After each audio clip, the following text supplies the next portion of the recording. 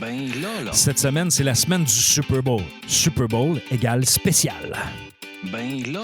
Et oui, cette semaine, c'est un spécial 2 émissions consacrées au Super Bowl. Ben là. Là.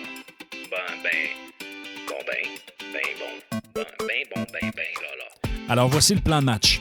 L'épisode d'aujourd'hui que je vous présente est consacré à un invité de marque au Québec. Et l'épisode qui sera publié vendredi, qui est notre rendez-vous hebdomadaire, sera consacré, lui, à l'analyse des différentes publicités qui seront présentées lors du Super Bowl. Donc, la façon que je vais procéder vendredi, je vais mettre les liens des publicités sur la page de benlala.ca et vous pourrez écouter le balado pour écouter le contenu de l'analyse et les faits saillants qui m'ont fait réagir face à ça. Donc, pour aller plus en profondeur, je me suis dit qui je pourrais inviter dans le balado pour vous parler du sujet. Et là, il y a un nom qui m'est apparu comme étant une évidence, c'est celui de Luc Dupont. Luc Dupont, pour ceux qui ne le connaissent pas, il est professeur à l'Université d'Ottawa en communication et marketing. Il est également auteur de 7 livres qui touchent le marketing et les communications. D'ailleurs, un des livres qu'il a écrit s'appelle « 1001 trucs publicitaires ». Et ce livre-là, je me souviens quand j'ai fait mon bac en marketing, il avait été utilisé, et bref, quelques-unes de ses publications avaient été utilisées notamment par les professeurs que j'ai eus. Il est également conférencier et c'est vraiment un excellent conférencier. D'ailleurs, si vous avez la chance de le voir en conférence, allez-y. Et d'ailleurs, vous allez le découvrir dans le podcast. C'est quelqu'un de généreux, quelqu'un qui connaît son affaire, quelqu'un qui est intéressé et intéressant.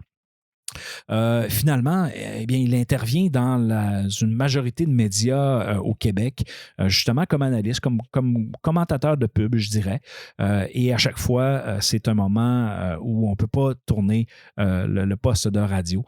Nous avons le privilège de recevoir notre invité de la semaine, M. Luc Dupont. Attention. Voici notre invité de la semaine. Alors, bonjour Luc, comment ça va? Bonjour Benoît, ça va très bien. C'est un plaisir, je dois dire, de participer à ton podcast, une façon moderne de parler de sujets modernes à des étudiants qui ont tantôt quelques dizaines d'années, en fait 2 souvent tout au plus.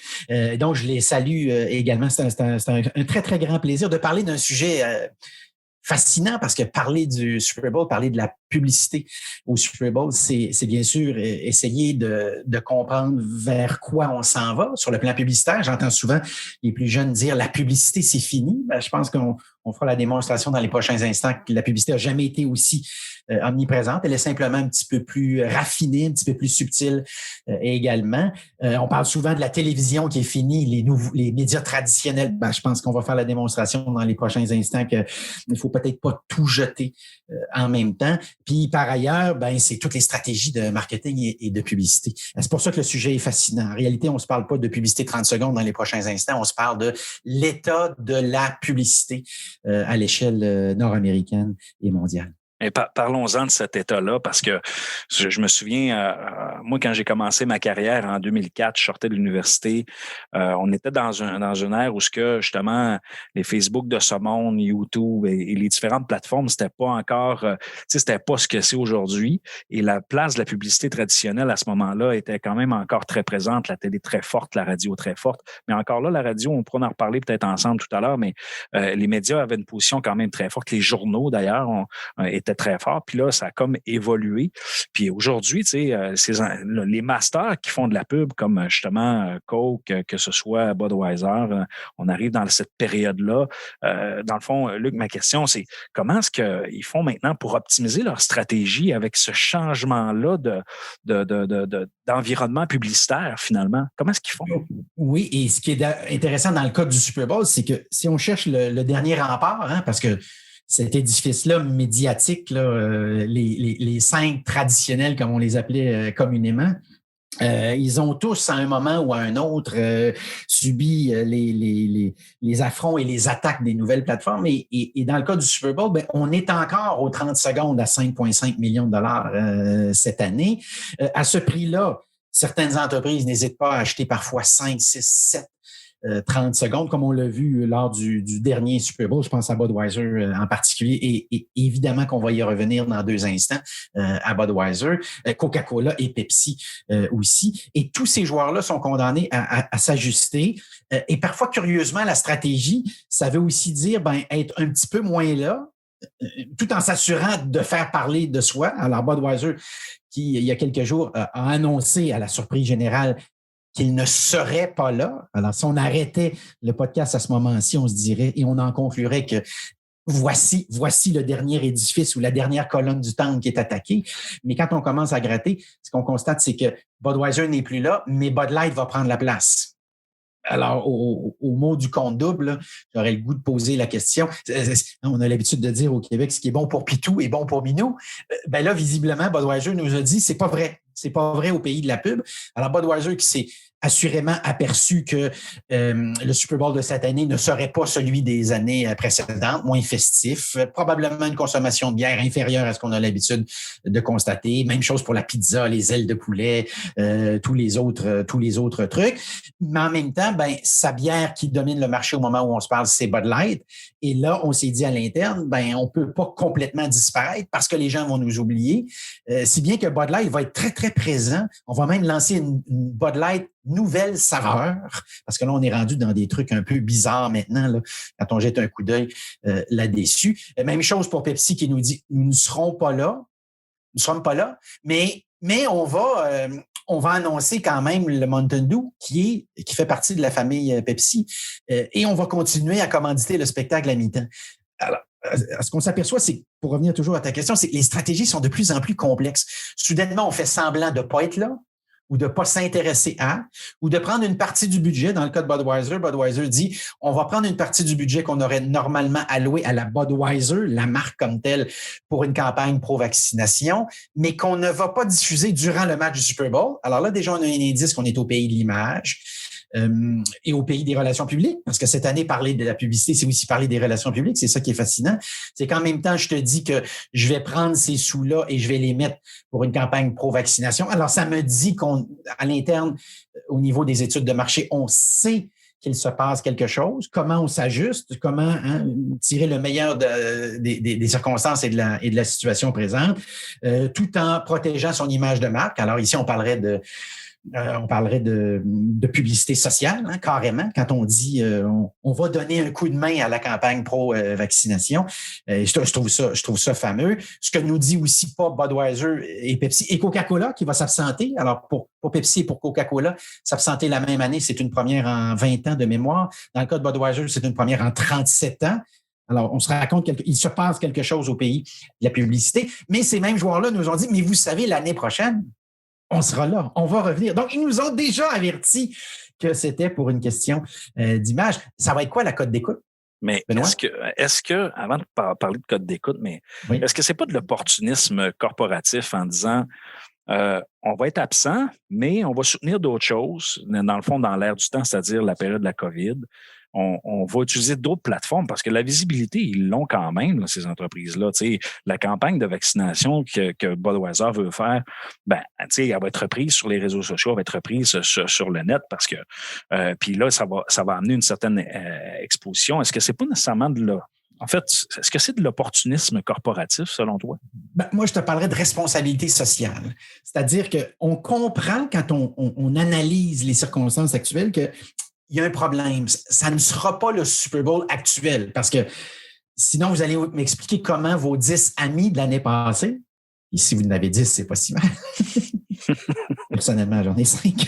Mais vous allez m'expliquer comment ces gens-là vont, encore une fois, cette année, se déplacer chez vous. Ils vont manger vos ailes de poulet, puis ils vont manger vos croustilles, puis vos chips, puis ils vont boire votre bière. Bien sûr qu'on sait que c'est pas comme ça que ça va se passer cette année. Alors, quand on sait ça, on est obligé de s'ajuster. Et ça veut aussi dire, parce que je rappelle qu'il y a plein de gens, on parlait de code d'écoute, il y a plein de gens qui regardent le match, mais qui en réalité ne s'intéressent pas au football. J'en ai plein autour de moi, personnellement. j'aurais déjà la moitié moins d'amis si je me concentrais simplement sur ceux qui aiment le football. Oui, puis c'est comme le happening, hein. Il y a comme c'est la fête, tu sais, c'est le junk food, c'est la bière, c'est le plaisir. Moi, dans mon cas, si on écoute les pubs, puis on écoute le match aussi, j'écoute 1 ou 2 matchs par année, puis c'est le Super Bowl en fait partie. Oui, moi, je vais être franc avec toi aussi. J'écoute les séries finales parce que je trouve que souvent, ça donne lieu. C'est les meilleurs matchs de l'année, assurément. Et parfois, le meilleur match n'est pas le match du Super Bowl. On l'a vu par les années passées. Mais il n'y aura pas cet engouement-là de foule.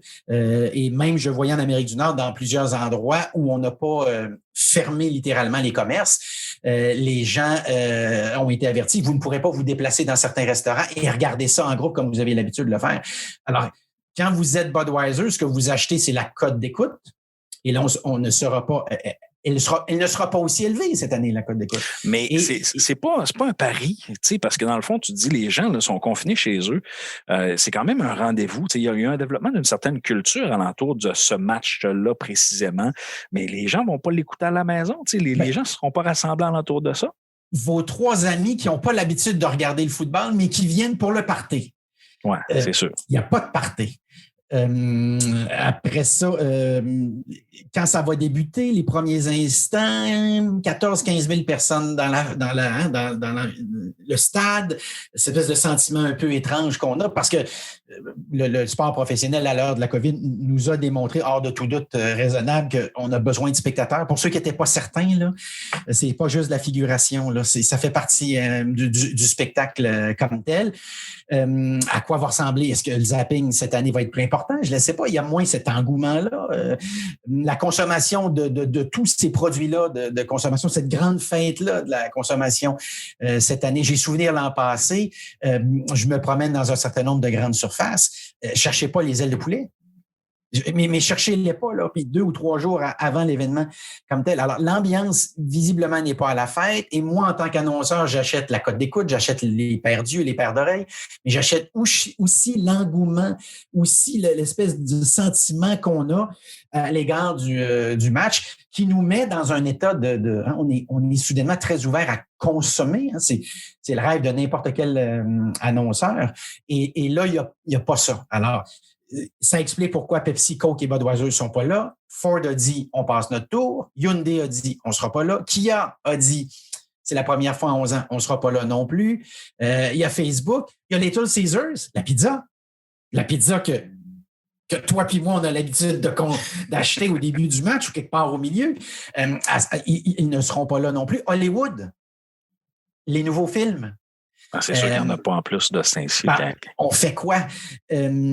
Alors, ça permet par la bande à certains annonceurs qui ne seraient pas là normalement de s'ajouter. Je pense à Sam Adams. Je crois jusqu'à maintenant, ce que j'ai vu, là, le concept le plus intéressant, Benoît, dans le contexte actuel, c'est Sam Adams qui dit, maintenant qu'on sait que Budweiser ne sera pas là, on va leur faire un petit clin d'œil dans la pub. Alors, les premiers instants de la pub pour ceux qui ne l'auraient pas vu et que tu pourras mettre le lien sur ta page parce que j'ai constaté que comme ça, ponctuellement, tu ajoutes certains liens en bonus, c'est quelqu'un qui, dans les premiers instants de la pub, libère les chevaux de Budweiser. J'ai trouvé ça génial. C'est tellement beau. Les chevaux, ils sont libérés. C'est très fort sur le plan de l'image. Là. Ils étaient contraints par Budweiser de tirer ces chopines de bière. Et puis là, non, nous, on est le grand libérateur. J'ai trouvé ça génial sur le plan de l'image. Chipotle? Un restaurant très, très, aux États-Unis, excessivement populaire, qui tôt ou tard va entrer au Québec. Vroom, une application pour acheter des voitures sur Internet. Alors là aussi, en début d'intervention, on se parlait de la beauté avec la pub au Super Bowl. C'est pas juste de regarder les pubs et de dire je les aime ou je les aime pas. N'importe qui peut faire ça. Mais dans le cadre d'un cours comme celui que tu donnes, là, ça devient important d'aller un petit peu plus loin puis de dire donc cet annonceur-là, il est là pourquoi? Parce que soudainement, aux États-Unis, tu vois une autre application qui permet d'acheter des voitures qui sont dans des machines distributrices. Je sais pas si visuellement tu vois la scène. Oui, tout à fait. La machine distributrice fait plusieurs centaines de pieds de haut, de mètres, tu me diras aujourd'hui plutôt. Mais les voitures sont là et tu pèses sur le piton et la voiture descend et la voiture est livrée comme un sac de chips. Alors, Vroom, qui est une application comme ça, Pringles va être là. Pringles a dit, je pense que vous allez continuer à vous empiffrer de croustilles. DoorDash, là, ça c'est très... DoorDash, c'est très 2021. Ça ne peut pas être plus 2021 que ça. DraftKings, moi, j'ai des gens autour de moi qui disent c'est pas parce qu'il n'y a pas de sport qu'on ne jouera pas au directeur gérant. Alors, DraftKings permet de faire ça.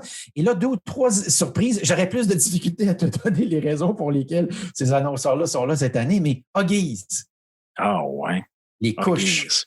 Mais ça, moi aussi, j'ai de la difficulté à faire le lien parce que le confinement n'a pas démontré un potentiel à l'augmentation du taux de natalité au Québec.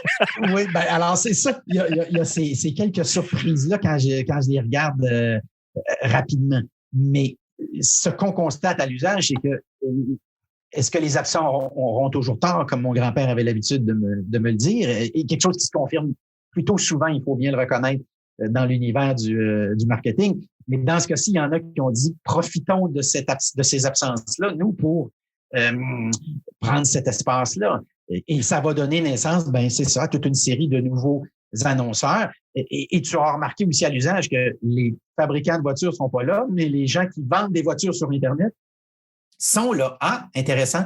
Ça me dit aussi quelque chose sur l'état de la situation du côté automobile.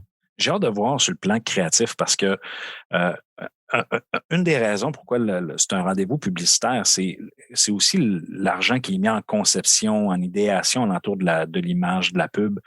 Et ça, c'est pour ça que ça crée aussi c'est pas juste le nombre de personnes, mais les annonceurs disent, là, on va créer des œuvres d'art. Parce que chaque année, là, on ne se le cachera pas, là, les pubs qu'on voit, c'est des œuvres d'art. C'est le summum de la créativité publicitaire. Et là, j'ai hâte de voir cette année, comme les majeurs, justement, des majeurs ne sont pas là, ça laisse place à d'autres. J'ai hâte de voir les types de concepts qui vont être présentés. Là. De ton côté, Luc, toi, tu t'attends à quoi par rapport à ça? Oui, puis tu trouves une très belle porte. Le ton, hein? Comment on dit les choses cette année? C'est vrai. Est-ce qu'on est léger, humoristique? Bon, mon premier réflexe, je dirais oui. Je pense que dans une année, en fait, dans une dernière année, mettons pas particulièrement Jojo, on a le goût de rire un peu. Mais là, rire beaucoup, rire un petit peu, rire de quoi, rire de qui? Oh! Le rire de... Parce que quand on rit de quelque chose, hein? Et là, y a-tu quelqu'un qui va lever la main en disant « Mais t'es méchant, t'as ri d'un tel ou d'une telle ou de tel truc ou de tel autre truc. » Parce que, reconnaissons, on ne voudrait pas être humoriste ces temps-ci au Québec. La palette de blagues est assez mince. Là. Oui, puis le niveau de sensibilité du monde aussi est énorme. Le monde est plus susceptible qu'il a déjà été. Là. Oui, là-dessus, oui. Puis j'entendais récemment Seinfeld dire dans une conférence je vais maintenant sur les campus universitaires faire des spectacles et systématiquement, il y a quelqu'un qui lève la main en disant « Monsieur, vous n'avez pas le droit de dire ça. » Il dit ça, j'avais jamais vu ça il y a 10 ans. Est-ce qu'à l'inverse, alors, il faudrait être plutôt sérieux? Mais là, sérieux dans une année pas amusante. Est-ce qu'on n'est pas en train d'en rajouter une couche? C'est le happening du Super Bowl, c'est se divertir aussi, là, et puis c'est d'avoir du plaisir. Puis tantôt, tu parlais des références par rapport au rassemblement, au party, à nos amis, ainsi de suite. Donc là, le ton idéal, est-ce que ça serait justement cet axe-là qui devrait être privilégié, peut-être? Qui sait? Est-ce que c'est la nostalgie, tiens?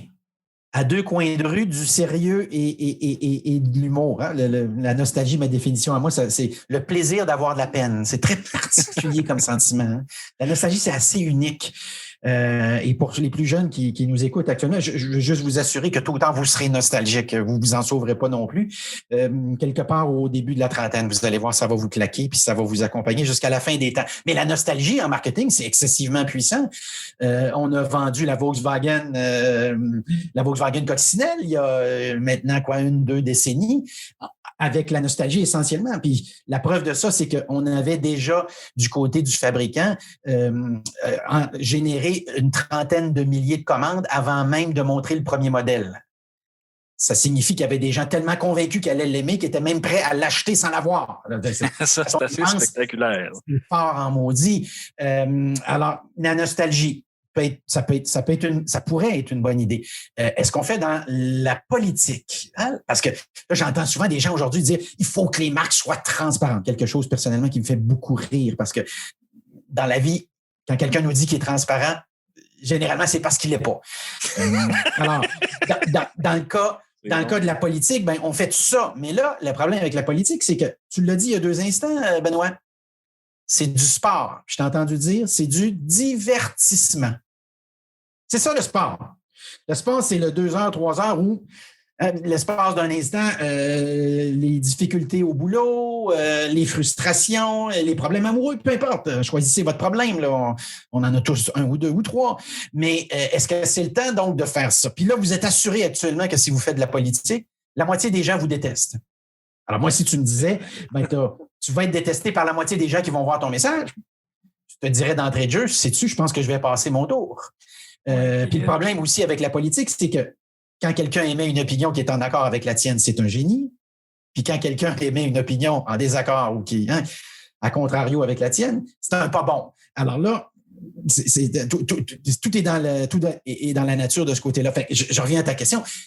Très difficile sur le ton, excessivement difficile. Je te donne un autre exemple, Benoît. Oui, une star ou pas de star?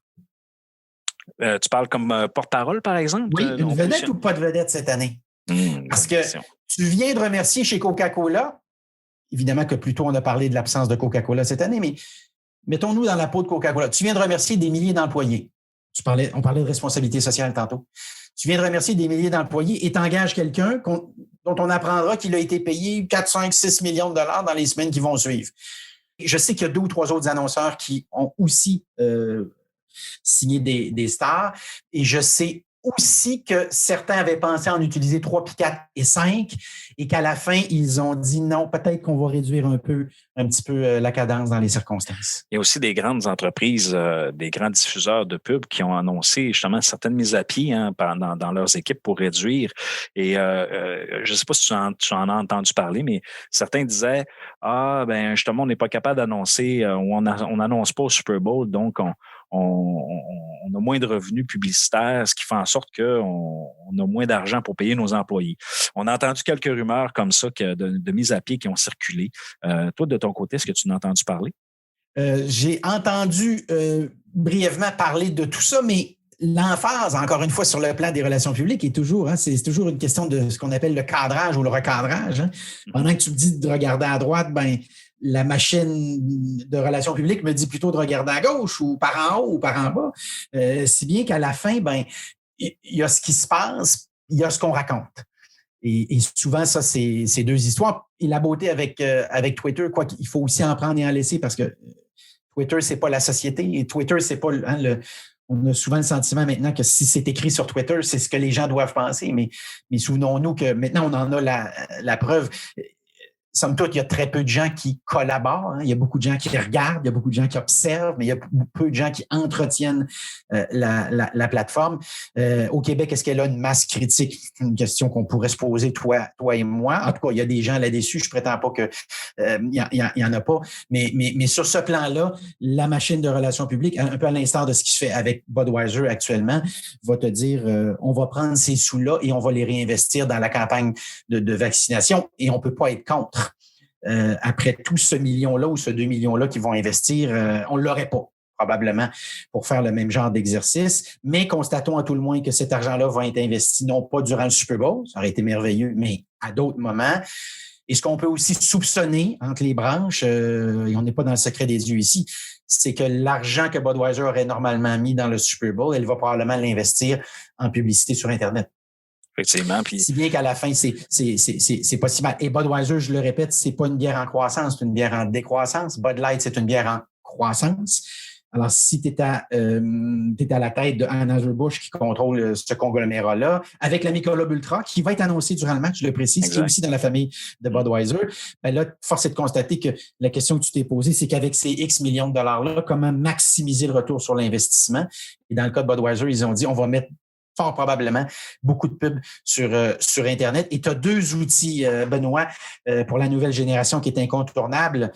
Roku, R-O-K-U, qui est comme on appelle un stick, là, un bâtonnet qu'on branche carrément tantôt sur votre ordinateur ou sur votre téléviseur. Tiens, lorsqu'il il y a certaines télévisions intelligentes qui ont déjà le système Roku intelligent. Oui, en plus. Alors, même plus besoin de l'acheter comme dans le temps. Mais ce qui est intéressant ici, c'est qu'eux sont capables, et c'était le rêve, le grand fantasme des annonceurs. C'était un jour d'être capable de dire ce qu'on fait sur Internet, là, d'ajuster la pub en fonction de l'internaute. Est-ce qu'on ne pourrait pas faire ça à la télévision conventionnelle?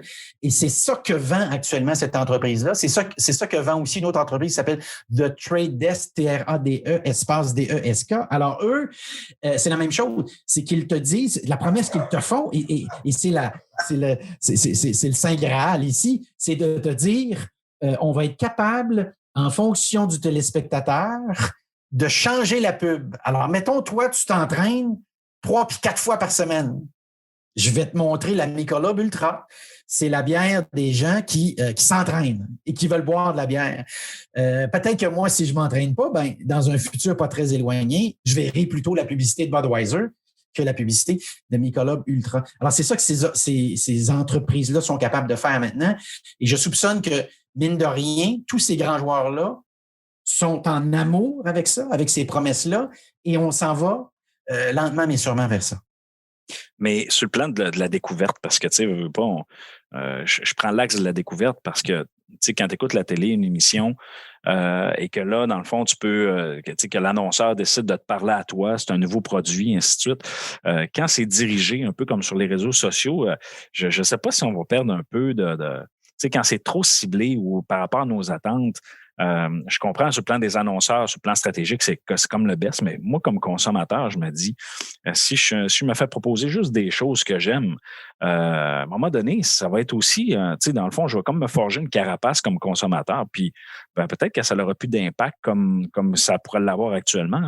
Est-ce qu'on se conditionne finalement au type de publicité qu'on voit tout le temps dans nos préférences? Oui, pour prendre un exemple simple, ce qu'on est en train de jaser là est un revirement fondamental. Hein. Si on cherche, on parle souvent là, de changement en fait, complètement sur le plan stratégique. Là, mais c'est un peu comme quand j'avais 20 ans et que j'allais à la bibliothèque.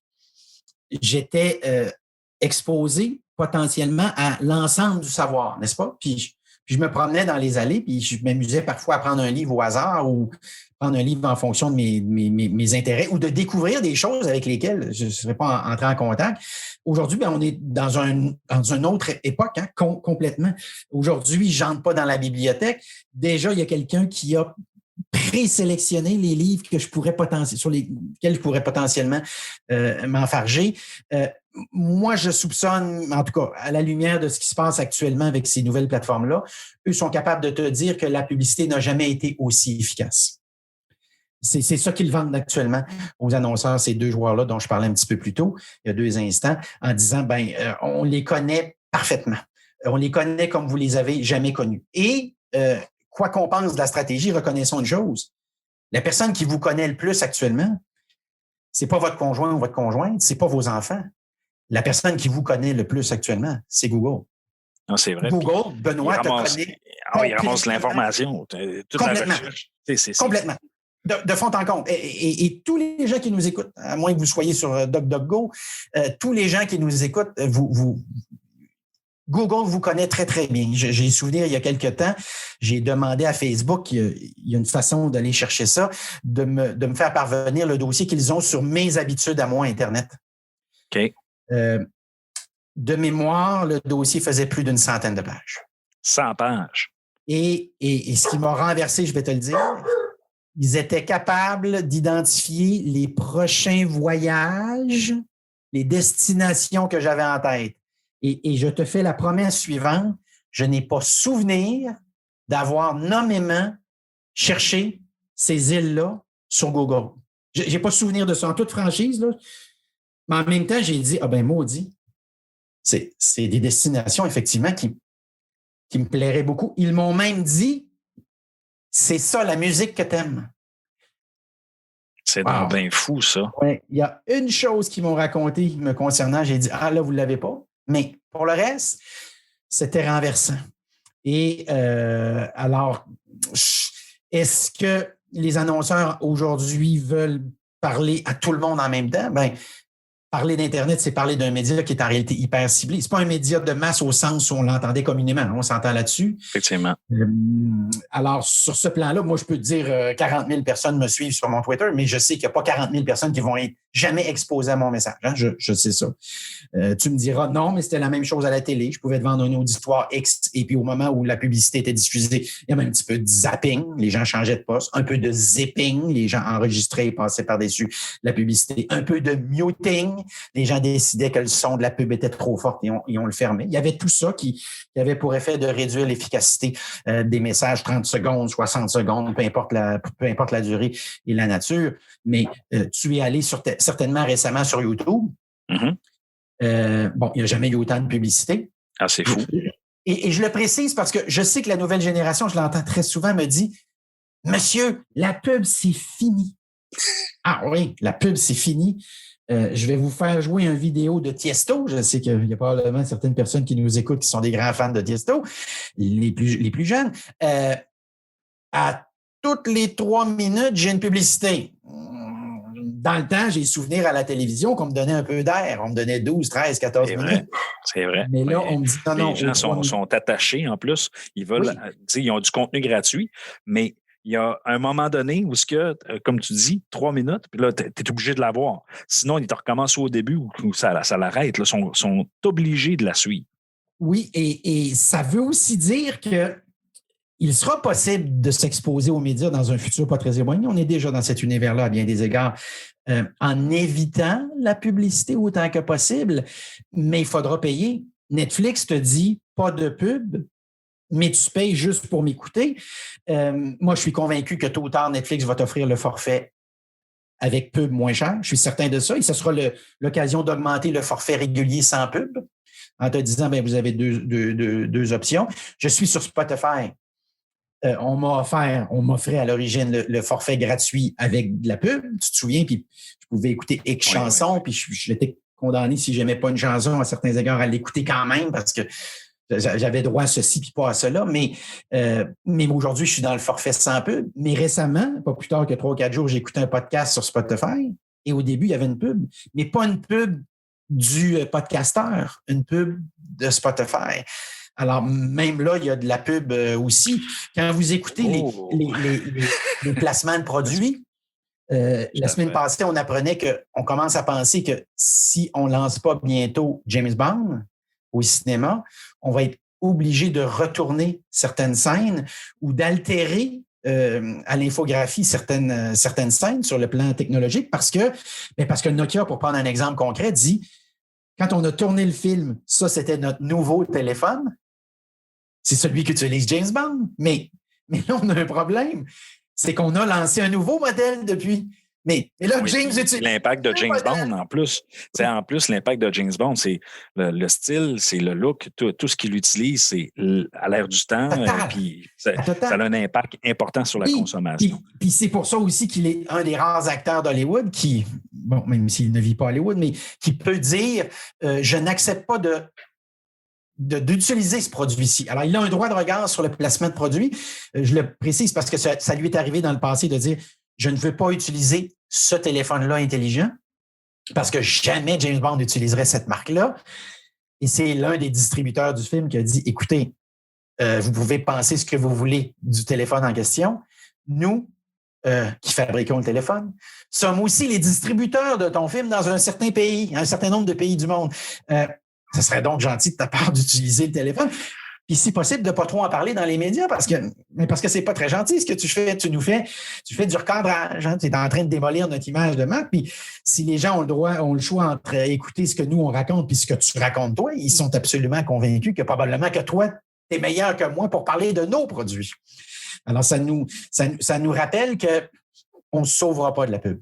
Fait qu'on vient de régler un gros problème avec notre podcast aujourd'hui. Hein, je pense que c'est important de le rappeler. On ne sauvera pas de la pub, puis elle va encore nous accompagner. Elle s'est simplement transformée un peu comme un monstre. Et puis soudainement, est un petit peu plus subtil, un peu plus raffiné, parfois en fonction de nos besoins, de nos désirs aussi, de notre sexe, de notre âge, de la localisation géographique ou dans bien d'autres cas, de nos intérêts personnels.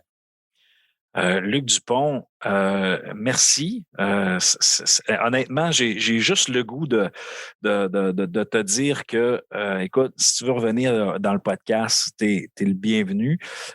J'ai apprécié notre échange sur la pub. Écoute, on est parti du Super Bowl. On a parlé de Google, on a parlé d'Internet, on a parlé des nouveaux médias, on a parlé de la pub. Écoute, moi, je sors de cet entretien-là avec toi avec une flamme encore plus importante pour la pub que de ce que j'avais. Je trouve ça rafraîchissant ce que tu nous dis et je suis convaincu que pour mes auditeurs, autant les étudiants que monsieur, madame, tout le monde, là, c'est vraiment super pertinent.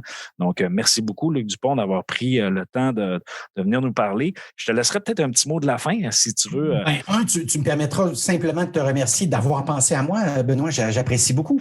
Et j'ai écouté plusieurs de tes podcasts et je dois dire que la beauté, c'est que tu as su, mais tu sais aussi actualiser le propos marketing, le propos publicitaire, le propos communicationnel. Et sur ce plan-là, tes étudiantes seront privilégiés. Alors, je tenais à le préciser. J'ai eu beaucoup de plaisir à écouter plusieurs de ces capsules-là parce que ponctuellement, évidemment, tu t'intéresses précisément à des sujets qui m'animent particulièrement.